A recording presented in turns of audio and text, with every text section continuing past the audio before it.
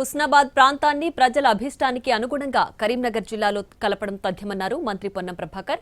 జిల్లెలగడ్డ వద్ద ఏర్పాటు చేయనున్న అర్బన్ ఫారెస్ట్ కు శంకుస్థాపన చేశారు. హుస్నాబాద్ ప్రాంతాన్ని బలవంతంగా సిద్దిపేట జిల్లాలో కలిపారని తెలిపారు పొన్నం. హుస్నాబాద్ ప్రాంతం కరీంనగర్ జిల్లాలో ఉండాలనేది ఇక్కడి ప్రజల ఆకాంక్ష అని తెలిపారు. ఈ మాటను సీఎం రేవంత్ రెడ్డి దృష్టికి తీసుకువెళ్లామని తెలిపారు మంత్రి పొన్నం. జిల్లాలకు సంబంధించి హుస్నాబాద్ ప్రాంత ప్రజలందరి ఆకాంక్ష బలవంతంగా కలిపినారు. ఈ జిల్లా కరీంనగర్లో ఉండాలని కోరిక.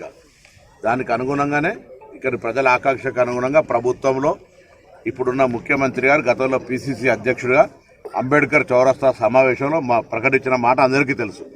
నేను స్థానిక శాసనసభ్యుడిగా ఈ అంశాన్ని గౌరవ ముఖ్యమంత్రి గారి దృష్టికి తీసుకెళ్లినాం. ఎప్పుడైనా సరిహద్దుల మార్పు, జిల్లాలకు సంబంధించినటువంటి సైంటిఫిక్ మెథడాలజీల మార్పు చేర్పుల సందర్భంలో ఈ ప్రాంతము ప్రజల ఆకాంక్షకు